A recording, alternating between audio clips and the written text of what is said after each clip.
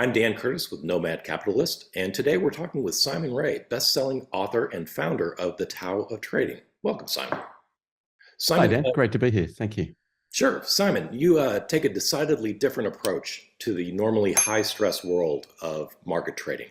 Tell us what The Tao of Trading is all about. Well, the Tao of Trading is all about, I guess, a unified approach to trading. So it's more than just setups. A lot of people fall into the trap of thinking that just tell me when to buy, give me an entry signal, and that's all I need. And that's, I think, where a lot of people trip up. Success in trading is, if you think about the three, I guess, key ingredients for trading, you've got when to enter a trade, when to exit a trade, and how to manage your risk.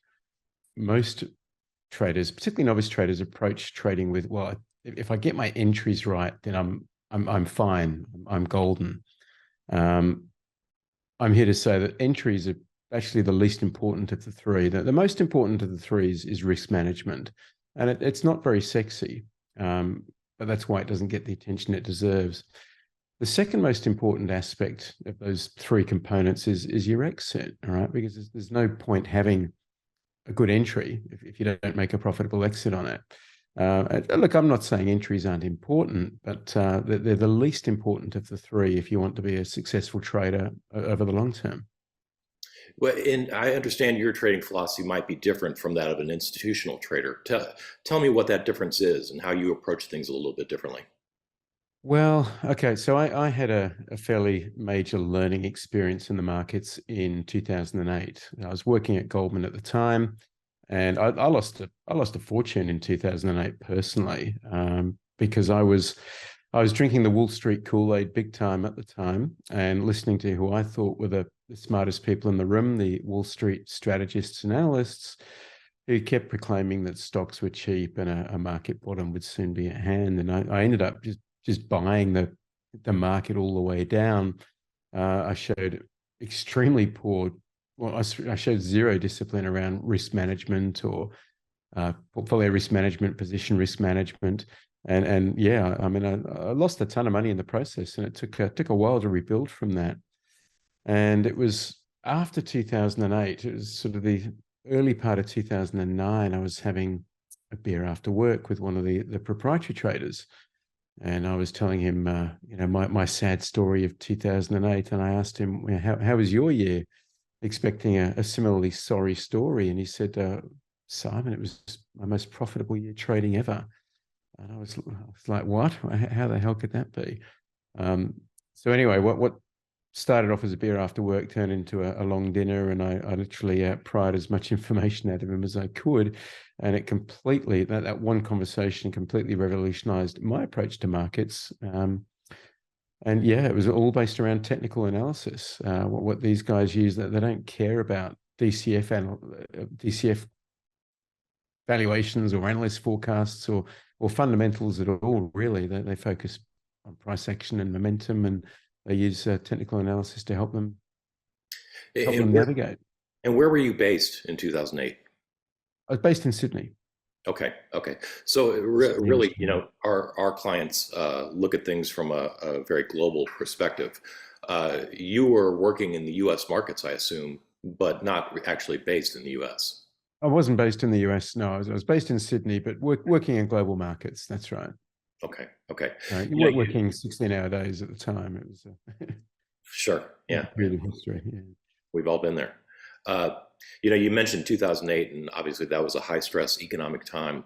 Uh, Honestly, right now we're living in a bit of a high-stress economic and political climate. I want to say Bitcoin lost another chunk just this week. I want to say it went down to an historic low around 18.3. Residential mortgages are over 7% in the U.S. right now. Stock market is fluctuating at best. What does that mean for you and for the average trader using your system? Well, it means that it means there's plenty of opportunity. Most people approach markets with this idea of where should I put my money? Where should I stick my money? Should I be in stocks? Should I be in bonds? Should I be in crypto? Should I be in property? And 2022 has been one of those years where there's really been nowhere to hide. Right? Stocks are down, bonds are down even more, which is kind of unusual. Crypto is toast, and we're really starting to see some fragility in the property market now. I mean, it hasn't really fallen much, but the cracks are starting to appear, as you said, with mortgage rates north of 7%. And I think people approach this question with a very fixed mindset of, where do I expose myself to risk? With the idea being, I need to be exposed to risk all of the time because I can't time the market. And I think the better approach is to approach this question with a growth mindset, and instead of accepting this idea that you need to be exposed to risk all of the time, ask yourself, can I identify high probability moments in time to expose my capital to risk rather than have it exposed to risk all of the time? People, thanks to the finance industry, conflate the word risk with volatility. And really they mean two quite different things in the real world. Volatility is just variability of outcomes. Risk is this notion of loss of capital, permanent loss of capital, which of course nobody wants. Volatility, if you know what to look for, is not something to be feared. It provides opportunities. It's not always easy to navigate. And I'll be the first to admit that 2022 is the most challenging year we've had since 2008. But that doesn't mean that there's been a lack of opportunities there, but you just need to know how to make money in both rising and falling markets. And like I say, how to identify high probability moments in time to be exposed to risk. Well, you mentioned opportunities. From a geographical standpoint, from a sector standpoint, where are you seeing opportunities right now? So I'm a short-term trader. All right. So as a trader, I'm neither bullish nor bearish. I'm looking for opportunities to make money on the upside and on the downside. And there's been plenty of both of those in 2022. Now that makes it challenging in a respect. I mean, you look at a market like last year, 2021, where really the market just went up all year, and that's a fairly simple market to trade. You just buy every single dip, and really buy every dip has been the mantra since 2009. We've been in a regime where interest rates have been very, very low. We've been in a very disinflationary regime, and volatility has been artificially subdued by central bank policy. That game is now up. Volatility has been unleashed, and it's become more important than ever to be able to assess opportunities in both rising and falling in market environments. That does make it more challenging though, because I'm a trend follower at heart. I like to identify big trends, jump on board, and look to enter stocks on pullbacks, whether it's in an uptrend or a downtrend. What we've seen in 2022 is a lot of very quick and quite large reversals, and this has made counter trend trading certainly a more important than what I've been doing this year. How do you feel about But in commodities? terms of, yeah, look, I think commodities are probably, if you're looking for an asset class that's got a more kind of bullish outlook, commodities is it. I don't think we're there in equities yet. I don't think we're there in bonds yet. I think commodities look attractive. Both the fundamental picture there is quite attractive. You look at the energy sector. There's just been a decade plus of chronic underinvestment in energy, particularly fossil fuels. Then you look at the rejigging of the electrical grids globally. As solar and wind get more integrated into the grids, and demand for batteries and electric power goes up. I mean, that's going to place a lot of pressure on things like copper. Obviously things like nickel and lithium as well. Or uranium? And uranium, that's potentially a huge one. So I think the outlook for commodities is certainly more bullish than for equities and bonds. And I remember back in 2004, 2005, commodities became the hot asset class. Asset consultants started pushing them to pension funds, and we saw a lot of real money investment in the commodity space back then. I think we're probably going to see something similar over the next few years. We touched a little bit on crypto, and I realize you might not be a strictly a crypto expert, but there has been some additional shakeups just this week. I know Sam Bankman-Fried lost about 94% of his wealth over the past week. He's kind of the father of crypto. What do you see happening? I Yeah. want to say it's around 18.3 right now. Is that the bottom? Have we seen the bottom yet? I think I saw Bitcoin trading. The big figure was 17 an hour or two ago. Okay. Um, and I think what was the high in December 2017? I think it was about $19,000. All right, so Bitcoin's now trading below the peak in 2017. I think that's a fairly big level for Bitcoin to take out. I think from a technical perspective, it's looking pretty weak. I would think the path of least resistance is probably lower still. Okay. Okay. Uh, Uh, Switching to kind of a global perspective, what do you see in the markets that makes you optimistic? Are there any indicators that you look at that make you think, okay, well, maybe last part of 2022 or the early part of 2023 might be a little different from the climate that is happening now? I don't see any sort of reasons for cheer in the short to medium term over the next 12 months. I think it's going to be challenging. And honestly, I think the next 5 to 10 years are going to look very, very different from the last 5 to 10. As I said, we've been in a regime where money was free, volatility was being suppressed, and monetary policy was way too generous, way too loose for far too long. And that era has come to an end. It was an aberration. I mean, when you look at things like it was only a couple of years ago we had like $18 trillion worth of debt globally trading on a negative yield. It's going to be really difficult to explain things like that to our kids. They'll be like, what was going on? What were people thinking? I'll be like, I don't really know, son.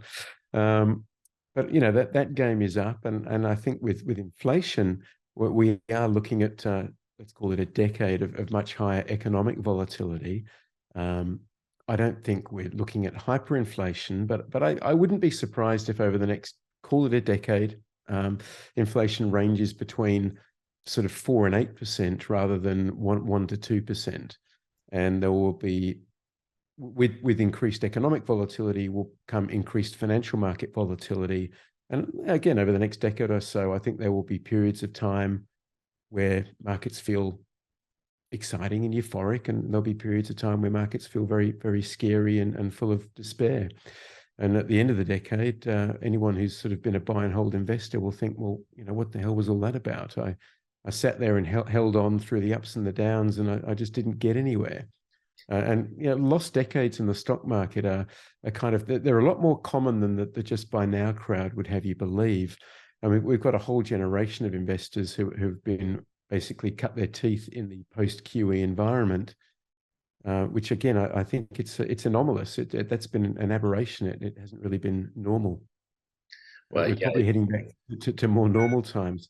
But in a funny sense, if we've got inflation that's averaging, let's say it averages 6% over the next decade, that's probably one of the better outcomes we could actually hope for. I mean, it kind of sucks if you're on a pension or on a fixed income, because as pensioners do get poorer. But there is so much debt in the world today that if it can be sort of inflated away, if sort of mild financial repression is the way out, it's probably a lot less painful than hard defaults. well, it seems like a good time to have a short memory as an investor. Yeah, Excuse me. absolutely. All right, last question I have for you. Are there pockets of the world that you still consider to be undervalued or attractive from an investment standpoint? Yeah, I guess it's probably not really how I view the world, to be honest with you. I'm far more interested in price action and trend and momentum than I am in valuation. I mean, I think commodities is an area that looks attractive. Um, I don't have a long-term portfolio as such anymore. Uh, all of the money that I have in the markets is allocated for trading. I have an allocation to physical gold, which is just kind of like a long-term, I guess, chaos hedge. I have a minute allocation to Bitcoin. Really, that's just so that I can have some skin in the game and have some superficial understanding about how it all works, and property. But I don't sort of allocate to a portion of my portfolio to China or emerging markets or Europe or anything like that. So I probably wouldn't give you a very satisfactory answer, I'm afraid. It was good to ask anyway. Where can we find you, Simon, if we wanted to know more? Yeah, sure. So you can follow me on Twitter. My handle is Simon_Ree, REE, and you can certainly look me up on my website, which is www.taoiftrading. That's TAOOFTRADING.com, taoiftrading.com. Well, it's a wonderfully lower stress approach than some that I've heard. So it's been refreshing to hear. And I understand you integrate a lot of your personal life. You're a climber. Is that what I hear? I'm a martial artist. So the title of my book, The Tao of Trading, it's actually it's a tribute to a book written by Bruce Lee called The Tao of Jeet Kune Do. I'm actually a certified Jeet Kune Do instructor. So Okay. yeah, there is a bit of a blending there of my martial arts. Well, I wouldn't call it my philosophy, but the philosophy I've adopted from Bruce Lee and my trading approach. Well, it shows in your voice. You have a very calm demeanor, and it's refreshing to hear. Oh, So, thank you, Dan. well, you've been listening to Simon Ree. We appreciate the time, Simon, and we will talk again in the future. Sounds great, Dan. It's been a pleasure. You as well. Thank you. Thank you.